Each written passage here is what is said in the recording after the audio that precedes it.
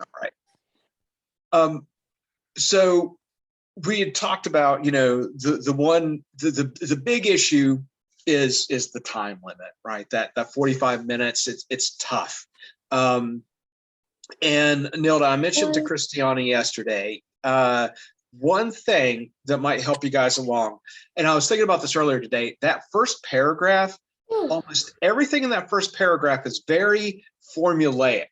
You could follow a template to get you right down to the bottom of that paragraph. So I told Christiana yesterday, it doesn't have to be, you're not reinventing the wheel. You don't have to get creative. Your very first sentence can be, these two passages or this passage provides opposing viewpoints or arguments on, in this case, police militarization. And it doesn't matter what the topic is, right? That's your first sentence is right there out of the way. And the second and third sentence, same thing. You're just going to summarize passage A or the first viewpoint, as this, whatever it may be. Basically you're going to have one person that's like pro, police militarization or for police militarization, and one opposed to it, right? So that first, that second sentence, you talk about that viewpoint. The third sentence, you talk about the next viewpoint. And then the fourth sentence is going to be your own thesis. And that's, you don't actually have to really get into any brain power, and really any critical thinking until you get to that very last sentence. And even then, it's going to be like, passage A or B or whatever the viewpoint is provides a stronger argument because X, Y, and Z. And that's it. So your first paragraph, if you get into a habit, it's going to be almost automatic. You know exactly what you need to put there. You're going to have the overall topic. And, like I said, you don't have to get fancy. You don't have to have some type of weird, creative introduction or anything. You just simply state, this is what these passages are about. The next, one is this person makes this argument. This person makes this argument. And then I, support this because X, Y, and Z. And that might help free up some time for you, right? If you just think about that as just a template, everything is, that's going to be the form of your introduction. And of course, we know that the body, your three paragraphs there, where you are supporting your argument, right? So you need three good reasons, whether it's evidence and statistics, whether it's their logic and reasoning, whether it's their rhetorical devices. You have to show some evidence for each one of those paragraphs. There's a couple different ways that we've seen you can handle discussing both passages. You could simply talk about the one that you support in each of those three paragraphs. I like, or this claim, this person's evidence is better, whatever it may be. Yes, yeah, you have to write in your own words, right? So that's the thing. If you use anything from the passages, you have to use quotations, right? You have to use quotation marks and set that aside in quotation marks.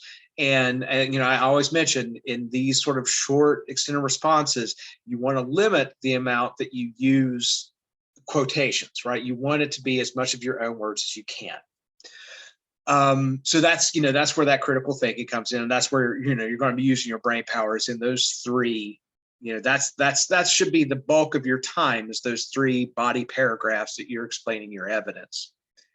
And then the conclusion is basically restating your argument. This passage A provided a better supported case because, and then you can recap.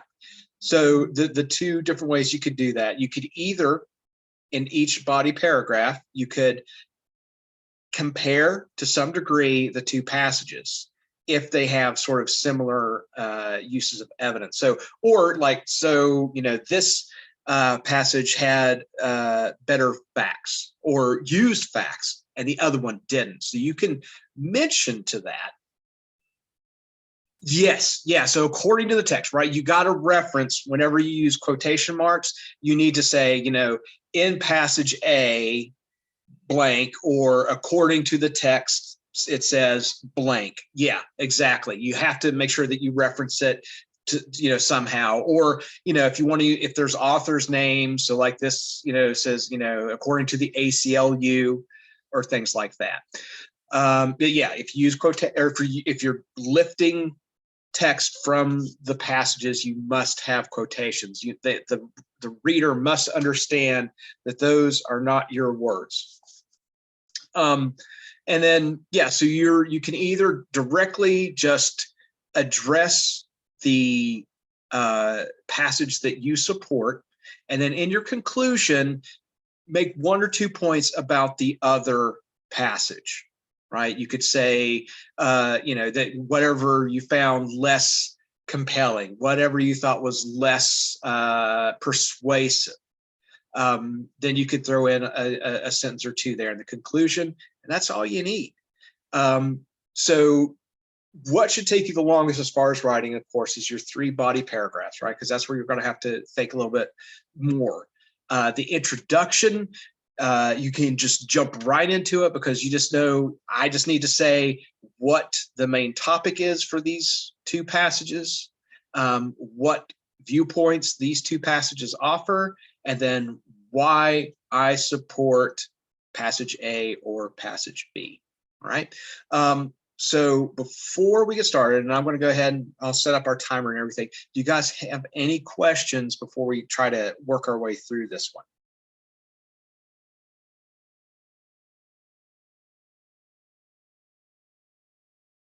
Okay, so, you know, keep in mind as you're reading. Yep. Okay. So just, you know, just thinking about as you're reading, you know, you want to see what evidence is there. And you know what, I'm going to set up, give me 1 second. So I am going to do an example as well. I need my Word document.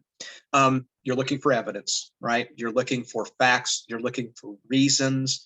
You're looking to see how they are either persuasive or why you don't feel that it's persuasive, right? Those are 2 things you're looking for. I do want to mention too, right? So these 2 passages, I talked to Christiane about this yesterday, are about police militarization. So if you're not really familiar with that idea, it's something that's been in the news here over the last few years. But police militarization means that police forces are looking less like civilian law enforcement and they look more like a military. They use military style gear. You know, some police departments have, you know, armored vehicles for their SWAT team, and you know they wear more of a military style uniform. And then there's ideas that, you know, are problematic with that, which of course we're going to see as we read why that might be the case. So just want to make sure that you understand, you know, that is the topic here, the militarization, sort of the fact that police forces are becoming look more like military instead of civilian police. All right, so are we ready to go? If you all are ready, I'm going to pause the video while we are actually, you know, working through, and then I'll restart it once we're finished here. So we'll take a look at my example. There's one that they have an example of, and we'll, you know, I'll just work through my, you know, reasoning and everything. So let me jump over here and pull up my essay. So I went with the pro-police militarization thing. I'm going to throw this out here. I'm not really about more militarization in our police force. I just don't think the ACLU in this case made enough of a case. And of course, we'll see why I thought that way. And I think there's other problems with police militarization that need to be addressed. But again, looking at the passages that you have to work with, sometimes it might just be easier. And I really wanted to, go the other way, but I was like, you know what, this is just going to be easier if I go ahead and deal with this one, because he had, bullet points, he had everything lined out. It was fairly logical claims that he was making. So what I wrote, remember, that first paragraph, the largest portion of that first paragraph is just a template that gets me, gets something down for one, and just lays out, the topic. It shows that I understand, what's being written, what two sides are being presented, the topic, their ideas. So I put these two passages provide opposing viewpoints on police militarization. In the first passage, the ACLU argues that police officers equipped with military surplus hardware are more likely to escalate nonviolent situations, right? So looking at their, basically that was their main argument, right? It was at the bottom of that first paragraph. It said, sending a heavily armed team of officers to perform routine police work can dangerously escalate situations that never needed to involve violence in the first place. So that's really their main argument there. So then, going right into, then the second one, the second passage, David Hagner argues that complaints against police militarization lack facts and are blown out of proportion, right? So he makes that case in his first paragraph there, last sentence, these criticisms are disproportionate and do not take into account the everyday facts of policing, right? So his sort of introductory paragraph was talking about, much is made of the militarization of police from their acquisition and use of surplus military equipment. So, and that's basically, his claim, his argument there. So then I, stated those two arguments, stated their two claims. Now I'm going on to my claim, my choice, right? So although the ACLU offers some compelling reasons, David Hagner better supports his argument with reasons, facts, and logic. Whatever wording you want to use there, you could just simply state, David Hagner better supports his claim, or his, whatever it is. It's just, you have to make sure that your thesis statement very clearly and specifically states which passage that you believe is better supported, right? That's the idea there. And that's the first paragraph, right? Everything there is just automatic. It's summary, except for basically that very last sentence where I actually have to apply a little critical thinking and discuss why I'm going for that particular, passage. So then I get right into the body of it. Hagner offers a compelling reason why the use of military equipment by civilian police are necessary for their job. His first reason claims that the increase of terrorist attacks requires a well-equipped and well-trained police force to handle dangerous terrorists. He later adds that taking away this equipment and training would put police officers in greater danger. Hagner provides a logical reason for the use of military equipment by police. So just, stating in my own words, what that first claim of his was, right? He's talking about, since 9/11 and these terrorist attacks are really dangerous. You need officers equipped.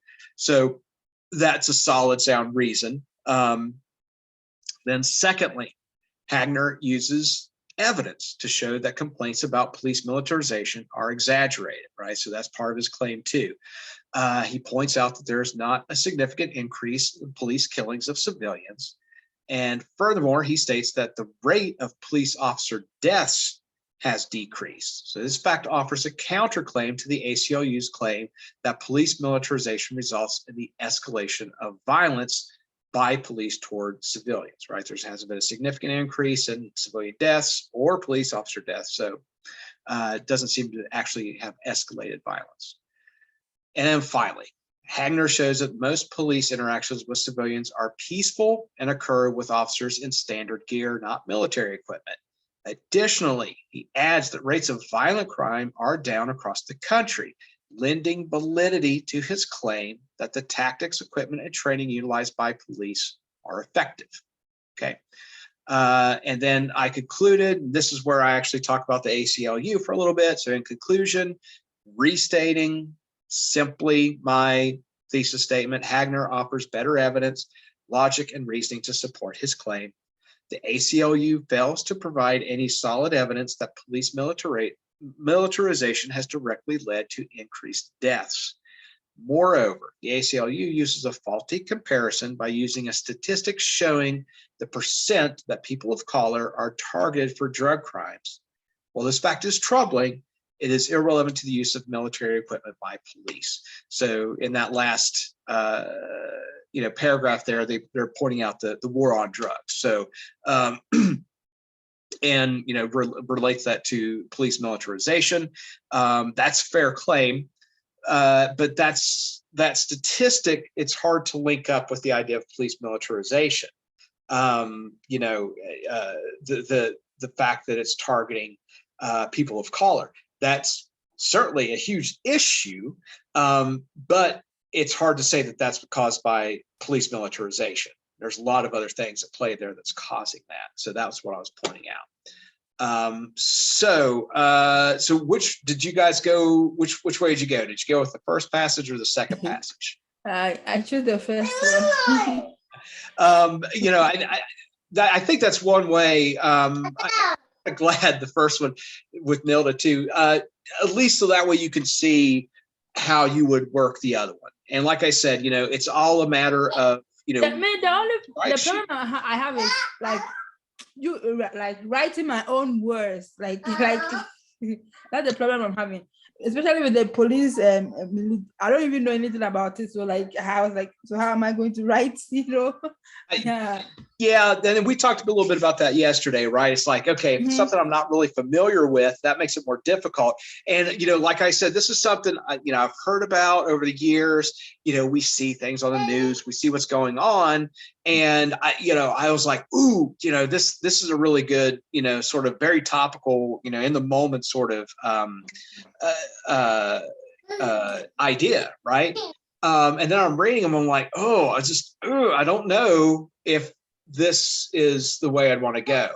Well, let's look at the sample they give us and see what they say and which one they sided with. Well, what did I just do here? Hold on a second. I suppose I shared the wrong screen. Okay. Okay. So let's see. There's a link down here at the bottom. So okay. Now, see, they go ahead and they sort of get a little creative with their, introduction. So I'm gonna go ahead and collapse that window. Police militarization is a hot topic these days. Some believe that criticizing the actions of the police hurts their ability to do their job, while others argue that the police are overstepping their authority and often cause more harm than good. Both passages address this head on. However, the critique of police militarization published by the ACLU is the best supported and ultimately the most convincing argument. Okay, so they're going to go, so we'll get to kind of now see a comparison between what you guys wrote and what they wrote. Now they, get a little more creative, but if you notice, they're saying the exact same things that we're saying, right? Mm-hmm. They're just, again, these, when they give you a sample essay, they didn't write this in 45 minutes. This has been picked over. It's been edited. This is supposed to be a perfect sort of for an essay. So don't think that, you're going to be able to sit down 45 minutes and get the same thing. But, right, here, police militarization, right? That's the topic. That's the first thing they talk about. And then they address sort of the two opposing arguments on that side. And then at the very end, right, that no matter what comes before it, thing put there is their own thesis statement that says the critique of police militarization published by the ACLU is the best supported and ultimately the most convincing argument, right? So that's all you need. That is your thesis statement. There you go, a little more general. Like I always try to put something more specific about the logic or reasoning or something like that. But you can simply state that is the best supported argument, and you are going to explain why in the next, 3 or so paragraphs. Okay, so let's see what they have here. While the second passage lacks specific statistical data, the ACLU states that there were 80,000 military raids by police last year. This is surprising and supports the idea that military style raids have become too commonplace in society. The writer then highlights the inherent problem with these raids. Of all the incidents studied where the number and race of the people impacted were known, 39% were Black, 11% were Latino, 20 were white.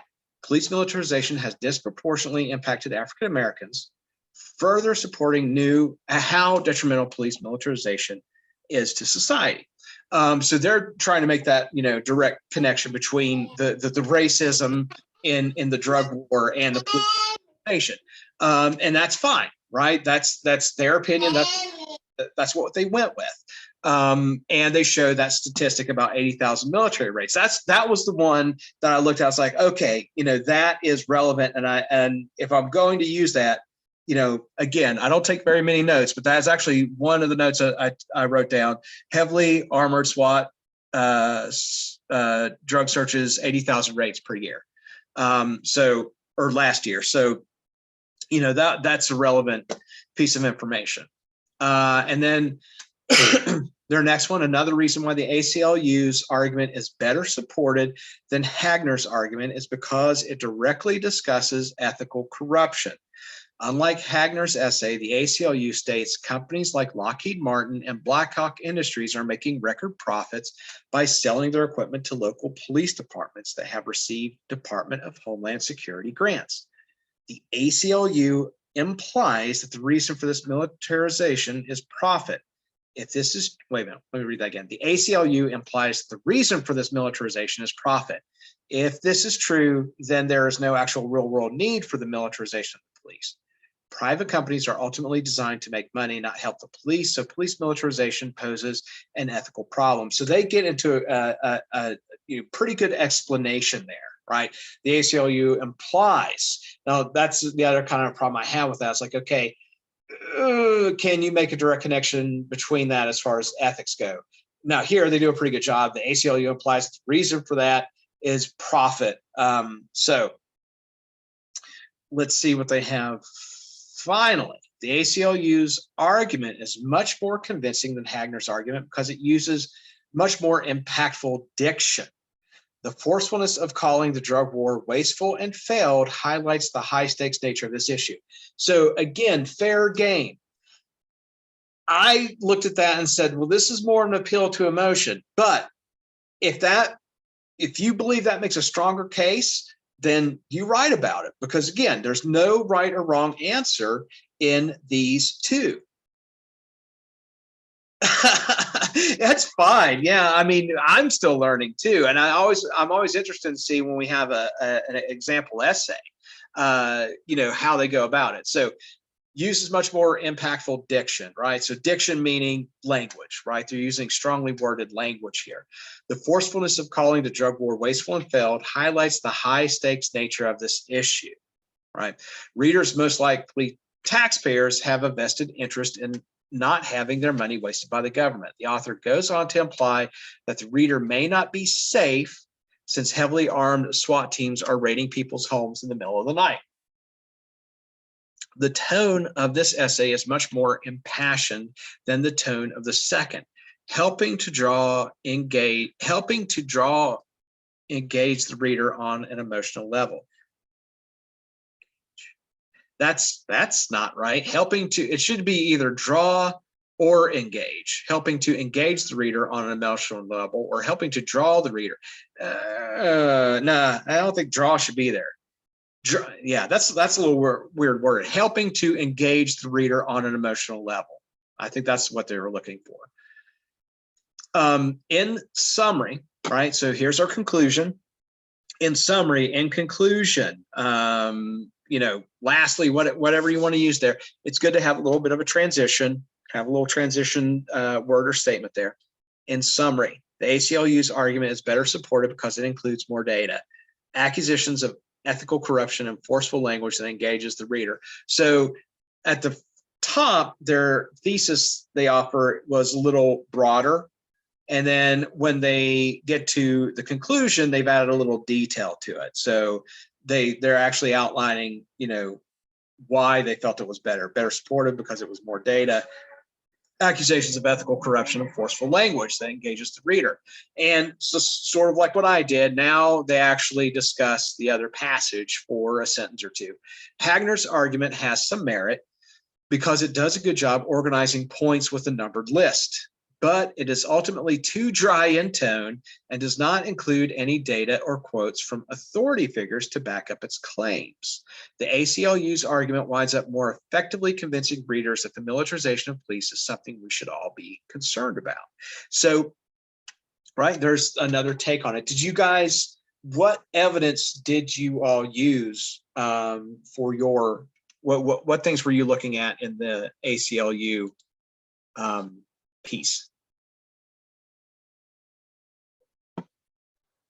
Yeah, my for the where states that 80,000 military were paid up by police last year. Yeah, that one. Mm-hmm. That was my first evidence. Mm-hmm. Okay. What else? Anything jump out to you? But I didn't finish though. I didn't finish. That's fine. We're going to get you there. It's all just, taking steps to get closer and closer the more you do it. Probably not going to have another opportunity before the next session starts, but there's going to be opportunities later on down the road to do it again. So, in the meantime, just think about, really making as much of it just sort of muscle memory and automatic, right? At least the format, right? That it's going to be introduction, you have the 3 paragraphs, you have a conclusion. There's that first paragraph. It's, keep it simple, just outline, just summarize what the topic is, summarize what the arguments are, and then offer your own argument.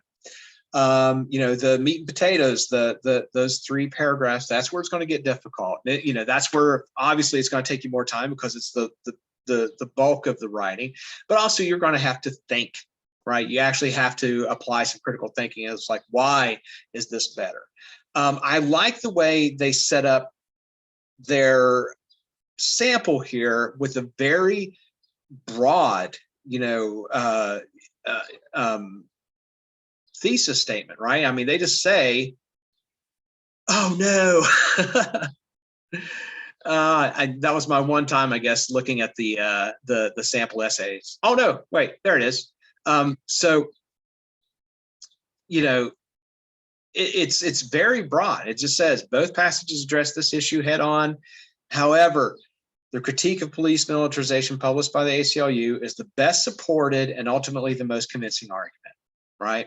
So that's really all you have to do. You could get more specific if you want.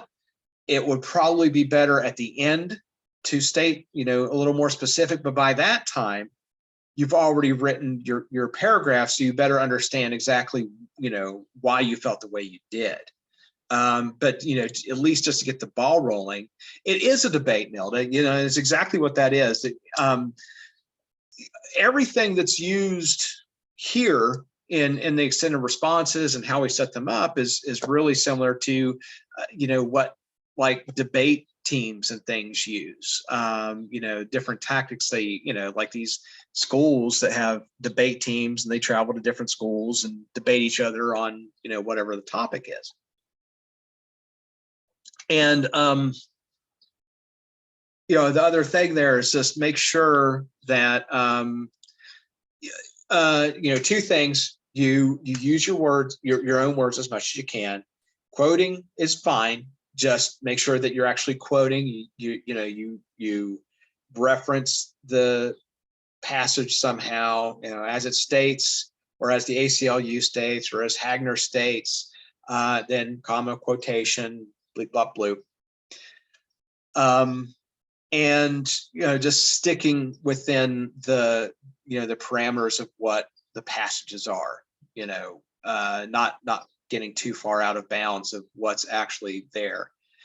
And, I've been really sticking to avoiding, I've been looking at these passages, and when I see appeals to emotion, I've sort of, started just thinking that as a weak, argument. But what we've seen in a lot of the samples is that, that's fair game. So if, they are making a compelling appeal to emotion, then, you can put that in there. Just like they say here, the ACLU pointing out that, this escalation of violence has resulted in the death of, children and pets and things like that. So it's fair game. The other thing, right? There's no right or wrong passage. You just have to make sure that you make a case as to why you think that's better supported. So what questions do you guys have? Anything I can help with in regards to extended response? For the extended response, I think I need to practice more to be perfect, because I find it difficult to use my own words to write. Yeah. Well, maybe what I could do is find, so, it might help to start, just working on your own. Yeah. And so, how comfortable are you as far as like the format? So do you understand like, what, how to sort of lay out and structure your essay? Does that all seem good? Okay, like after finding the evidence, how you are going to how maybe like like the one I said, the first evidence I found, like how you are going to put your own words to like how do I say it? Yeah, how you're going to use your, after finding, maybe you've seen the evidence there, how you're going to use your own words to write about it. Or I know it's that, and I think that's where just practice will come from. I've been writing for a long time, and I get writer's block sometimes, and I get up and I pace, and I just like, I need a word here, I need a verb, I need something, and I'm a native English speaker, and I know that's made it a lot easier for me. I've been reading and writing the English language for 40 years. So, and even then, it's tough sometimes. But I think, practicing and even reading, right? If you can, I've mentioned this before. I know, you guys got things going on, you got your other classes to deal with and everything. But if you can find a little time in your day to, just read maybe 15 to 20 minutes, like an article, if you pick up a book at the library, if you got some books at home, to read maybe a chapter, and that will really help strengthen, it'll help with your reading speed.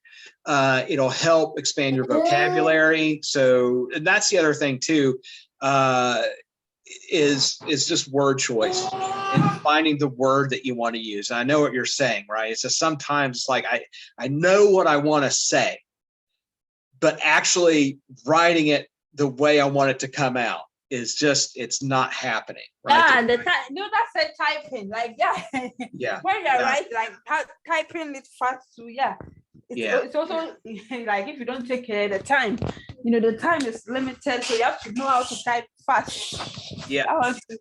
Typing is another issue. That's something else, I've been doing for a long time. So that's something I've thought about too. It's like, there's people that are just better typers than others. And when it comes to having 45 minutes and having to pound something on a keyboard, that's difficult. So practicing on your own some. I'll see if I can find some more prompts. So you can, just maybe work through, separate it out into little segments. So, instead of thinking about writing a whole 45 minutes, I'll find some prompts for you guys, and you can just, sit down and see about how long it takes you to get through the introduction, and then come back and think about how long it'll take you to get through the body paragraphs and then the conclusion. And if you do that a few more times, I think that's, will help. But yeah, I know it's the time thing is really difficult, especially when you're trying to type and you're trying to read and you're trying to think of the words that you want to use. Anything else we can help you with? No, I'm okay. Okay, so try to get a little extra reading in. I know with the end of classes and everything, that's a little bit of a challenge, but a little extra reading can go a long way. And then I'll see what I can do about finding some additional practice, send you guys, and just maybe even I'll look back at the packs and stuff, because we did a few lessons where we just broke down every part of the or the extended response. That might help as well. Okay, so let me see here. If we don't have anything else, do you have any other questions? So actually, let me go ahead and stop recording here.